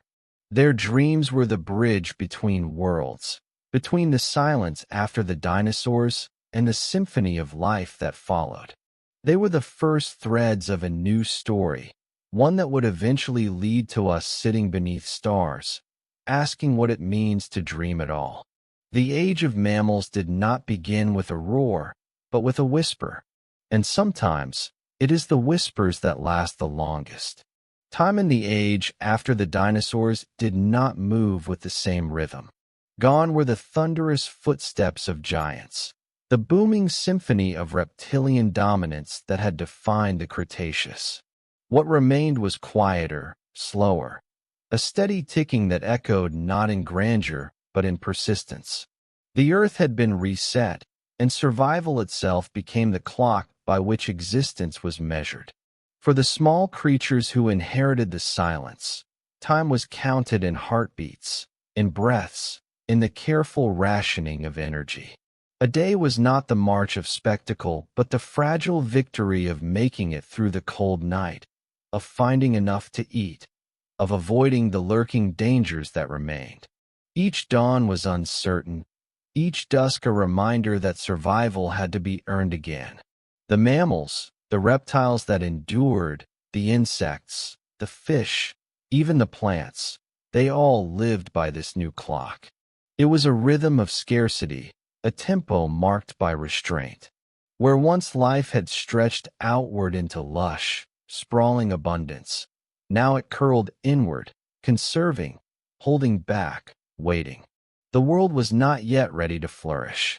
It was healing, and healing takes time. Survival became the measure of success. A creature did not need to dominate, only to endure. The strongest were not those who conquered, but those who adapted.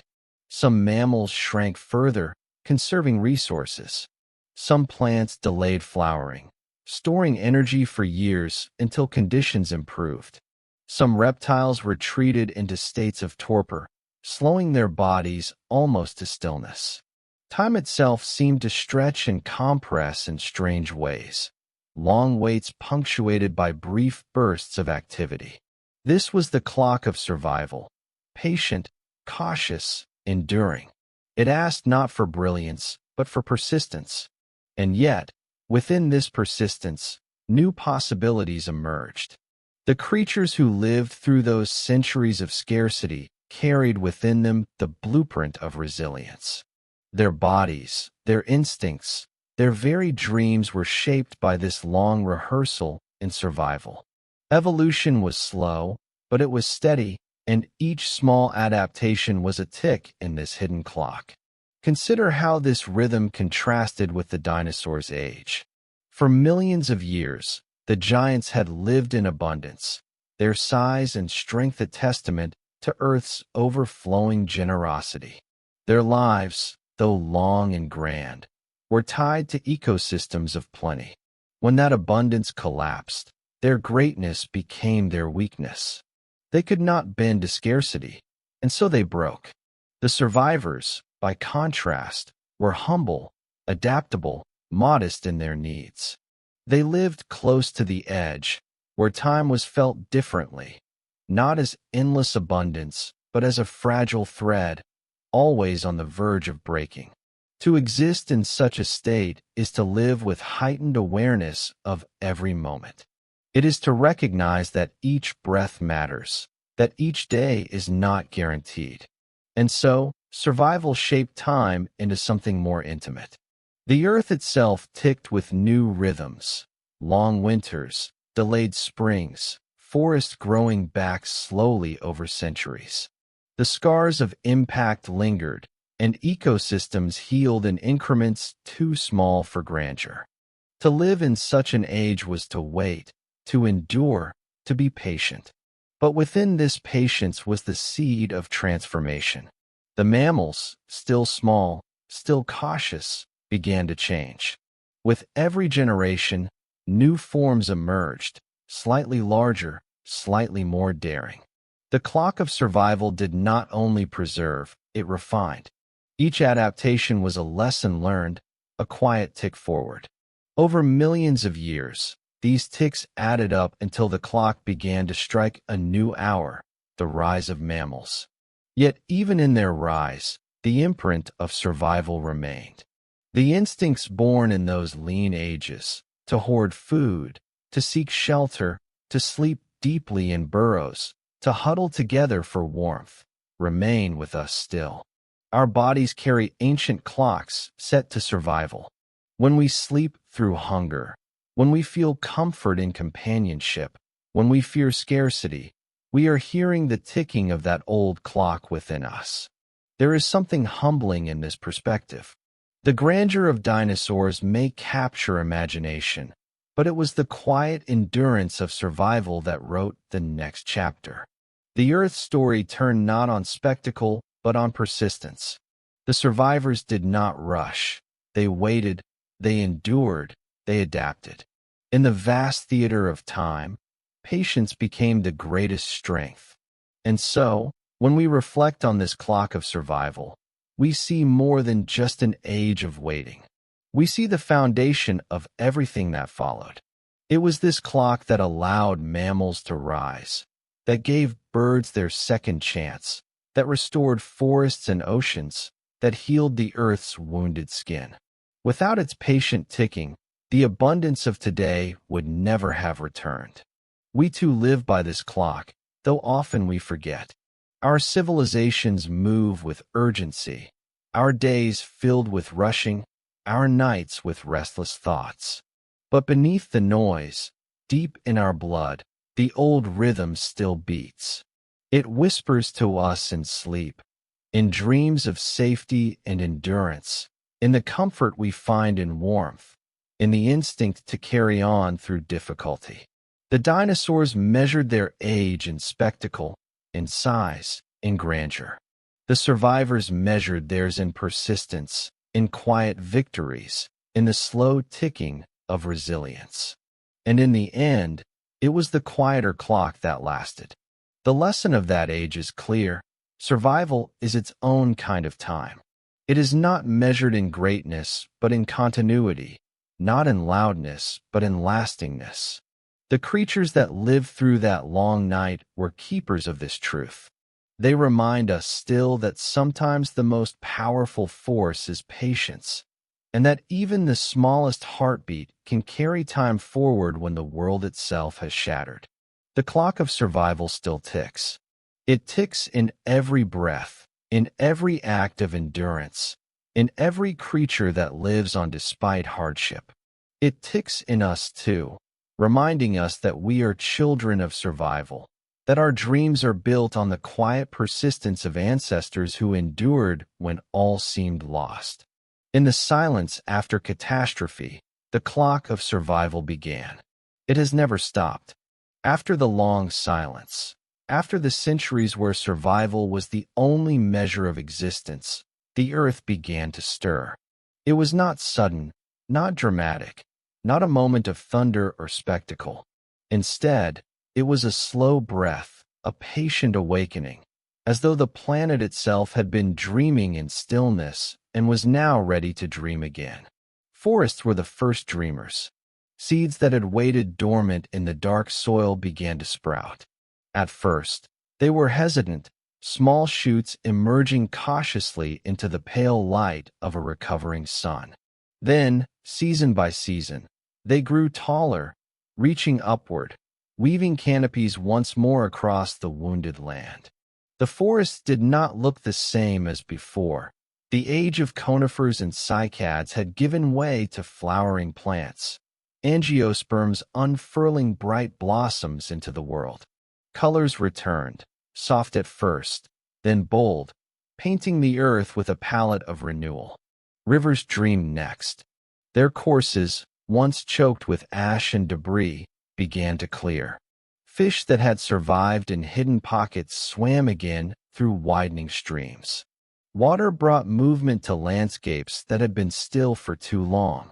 Each ripple was a whisper of continuity, a reminder that life flows as surely as water carves valleys. The skies followed. Where once they had been dimmed by clouds of dust, they cleared into blue. Sunlight warmed the surface, and winds carried seeds and spores across continents. Insects took to the air in swarms, buzzing from flower to flower, carrying with them the promise of pollination and renewal. Birds, descendants of the great dinosaurs, filled the skies again with song. Their wings, once overshadowed by the wingspans of pterosaurs, now stretched freely into open air. Their voices were the Earth's first music after silence. With forests, rivers, and skies reawakened, the animals followed. Mammals, no longer confined to the shadows, began to emerge. They grew larger, more varied, their forms diverging into new possibilities. Some took to the trees, their small hands clutching branches as they leapt from limb to limb. Others burrowed into the ground, shaping tunnels beneath the roots. Still others wandered the plains, testing the open spaces left behind by the vanished giants. This was the Earth dreaming in diversity, weaving together new patterns of form, behavior, and possibility. Each adaptation was a note in a new symphony, each species a brushstroke in the painting of a new age. Life did not simply return, it reimagined itself. And with each passing millennium, the planet's dreams grew more ambitious. Where once dinosaurs had dominated with sheer magnitude, Now life explored variety. Instead of a few colossal rulers, there were countless smaller experiments. Mammals with sharp teeth and nimble limbs. Birds with intricate songs and complex behaviors. Plants with flowers of every hue. Drawing insects into a partnership of survival and beauty. It was as though the earth had learned from its own history. Grandeur could vanish in a single strike of catastrophe, but resilience lay in diversity, in spreading life into countless forms, into countless strategies, so that no single calamity could silence everything at once. This was the Earth's new dream, not domination, but diffusion, not singular greatness, but shared endurance. The dream was not without difficulty. Climate shifted, oceans rose and fell, continents drifted. Extinction still occurred, local and global, as Earth's experiments failed or faltered.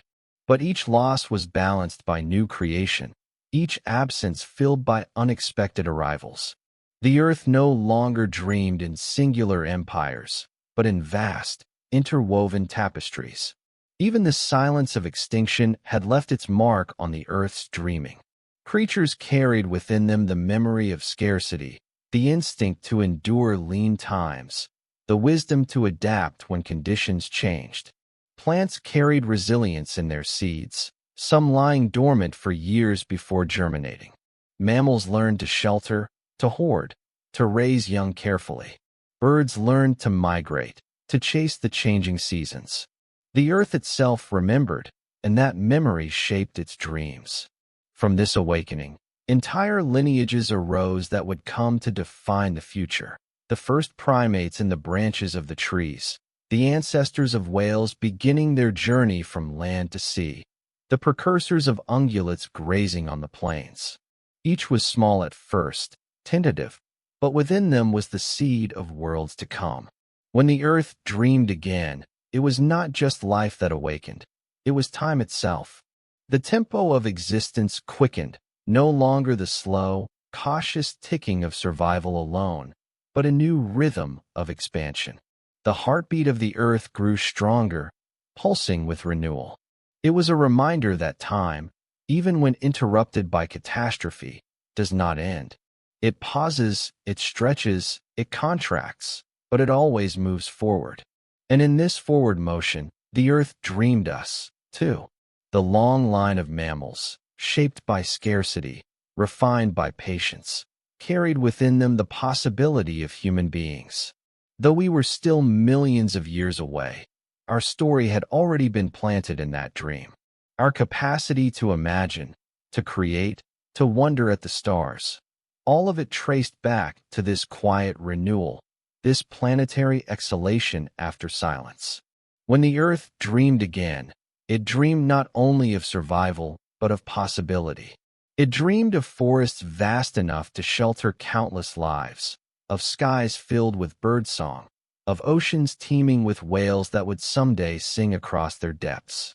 It dreamed of intelligence rising, of eyes opening to the cosmos, of minds asking the same questions we ask now. What is time, and how does life endure within it? And so the earth's dream is not past. We are living within it still. Every flower that blooms, every bird that sings, every breath we take is part of that ongoing vision. The earth dreamed again after silence, and we are among the dreamers. The lesson is simple, yet vast. Even after endings, there are beginnings. Even after silence, there are songs. Even after extinction, there are dreams waiting to awaken. The earth itself teaches us this truth, that renewal is not a matter of if, but of when. When the earth dreamed again, it was not the same as before. It was something new, something reshaped by memory, by loss, by patience. And in this newness was beauty, fragile, persistent, and infinite. The earth is still dreaming, and we are part of its dream. We often imagine ourselves as something separate from the past, as if humanity were a sudden spark lit by accident or fate, entirely distinct from the great continuum of life. But the truth is deeper, older, and far more humbling. we are not separate. We are woven from the same fabric of time that once clothed the dinosaurs, the same breath that filled the ancient forests, the same light that warmed the oceans when Earth first dreamed of life. We are children of deep time, carrying within us the silent inheritance of epochs forgotten. Every cell in our bodies speaks this lineage. Inside us are mitochondria, once free-living organisms, folded into our biology as symbiotic companions billions of years ago. They whisper to us of ancient seas, of a world before complexity, when the first sparks of cooperation became the key to survival. Every heartbeat, every breath we draw is powered by this ancient alliance, a gift from a time so distant it cannot be measured in human history, only in geological ages. Our bones, too, remember. The structure of our spine, curved and stacked to bear the weight of upright walking, carries the echoes of vertebrates that once swam through Cambrian seas. Our hands, capable of shaping tools, painting images, writing words, are built upon the same skeletal blueprint that guided the wings of pterosaurs and the fins of fish. We are not new creations, but living archives, each part of us a page in a story that began long before the first human drew breath. Even our dreams are ancient. The rhythms of sleep, the cycles of waking and resting, follow patterns older than humanity itself. We inherit them from creatures that lived in harmony with the turning of the earth, rising with the sun and retreating with the night. Our circadian clocks are tuned to the planet's rotation, our bodies keeping time with a cosmic metronome set billions of years ago when the earth first spun beneath the stars. But our inheritance is not only physical. It is emotional, instinctual, and deeply philosophical. The fear of the dark that still lingers in the edges of our imagination recalls nights when predators larger than us prowled under starlight. Our awe of fire reflects the first time small mammals huddled near its warmth, seeing safety in its glow. Even our tendency to look upward, to wonder about the sky, is part of this inheritance. For in those skies once soared creatures so immense they seemed to embody the heavens themselves. We are haunted and guided by the ghosts of what came before. And yet, our inheritance is more than memory, it is possibility. From the mammals that endured in the shadows of dinosaurs, we inherited adaptability, resilience, patience. Those small creatures survived by hiding, waiting, enduring scarcity. We carry their wisdom in our ability to plan for the future, to dream beyond the present moment. When we imagine civilizations, write philosophies, or gaze into the night sky searching for meaning, we are exercising an inheritance millions of years old. Consider our senses. The way our eyes perceive color, fine-tuned to the greens of vegetation, ties us to the first flowering plants that reshaped ecosystems after the dinosaurs' reign. Our ability to taste sweetness comes from a world where ripe fruit offered nourishment to primates in the canopy.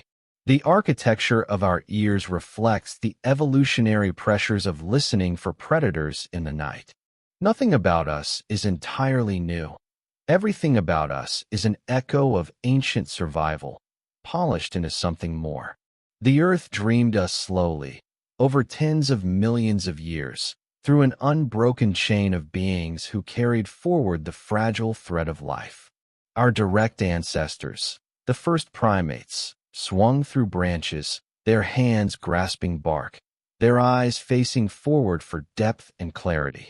In them was the beginning of our ability to focus, to imagine space, to calculate distance. Later, when our hominid ancestors walked the grasslands, their upright posture was not a sudden invention, but the flowering of a seed planted long before, when small mammals first tested life beyond the shadows of giants. Our place in deep time is both fragile and immense.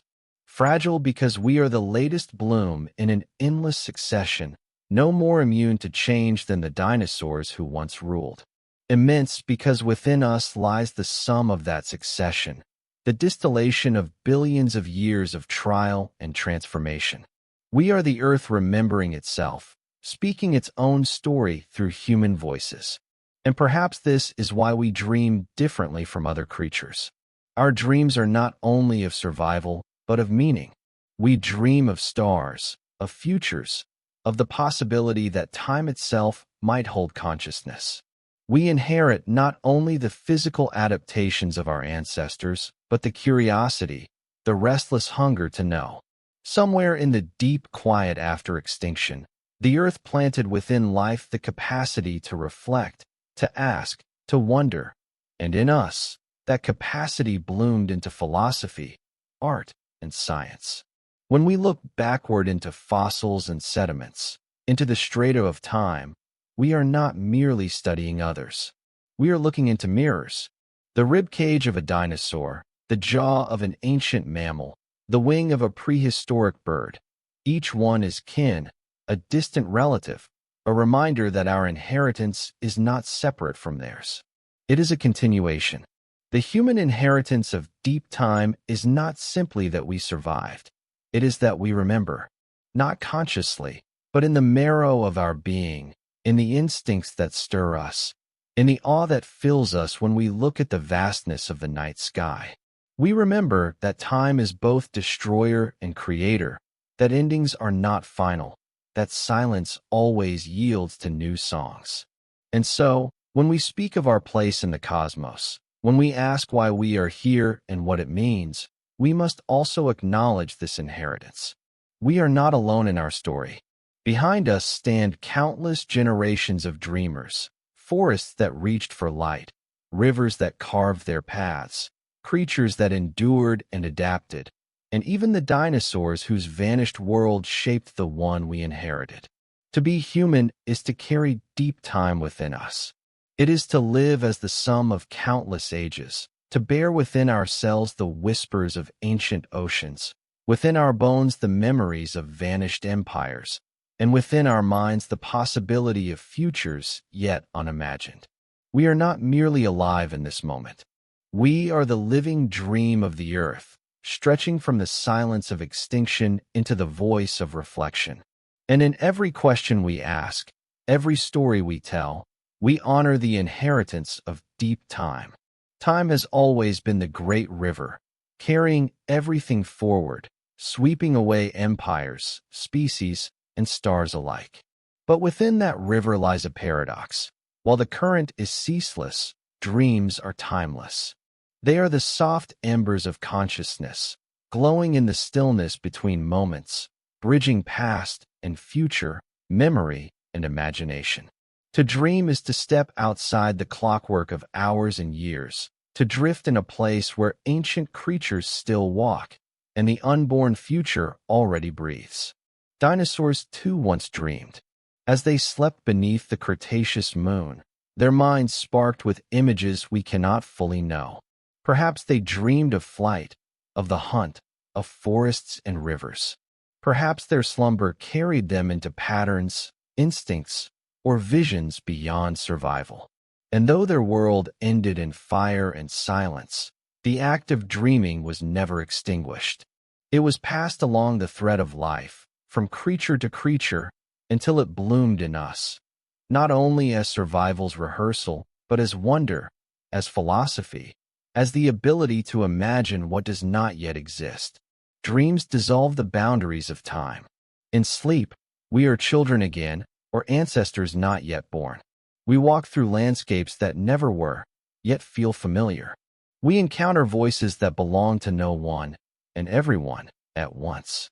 In dreams, extinction is undone, and deep time folds into the present. A forest that burned millions of years ago may rise again in our sleeping thoughts. A creature long vanished may turn its head toward us, alive in memory, alive in imagination. Dreams make fossils breathe. They make silence sing. This is the inheritance of deep time, not only the shape of our bones or the rhythm of our hearts, but the timelessness of our inner worlds. The earth carries memory in stone and sediment, but we carry it in symbols and stories, in visions and questions. We are the first species, as far as we know, to dream consciously of time itself, to wonder whether the universe dreams, whether existence itself is a vast, unfolding imagination. And so, when we close our eyes at night, we are not escaping the world. We are rejoining it. We are stepping into the great continuity of all creatures who have ever slept, from the first organisms that pulsed with chemical rhythms, to the mammals who once hid in shadows, to the dinosaurs who lay beneath ancient stars. In sleep, we are not isolated beings. We are part of a lineage of dreamers, sharing in a current that stretches back hundreds of millions of years. Perhaps this is why dreams feel eternal, even when they last only minutes. They are not bound to the fragile span of a single life. They are part of something larger, the mind of the earth, remembering itself, imagining itself, and whispering possibilities into the silence of the night. To dream is to touch eternity, if only for a moment. When we awaken, we often forget the details, but the impression remains, a residue of meaning, a soft mystery that lingers on the edge of waking thought. This forgetting is itself a gift, for dreams are not meant to be held like artifacts. They are meant to flow like rivers, carrying us gently, reshaping us in ways unseen. We awake changed, even if we do not know how. The dinosaurs are gone, and yet they are not. They live within the soil that nourishes us, within the birds that sing at dawn, within the inherited architecture of our bodies.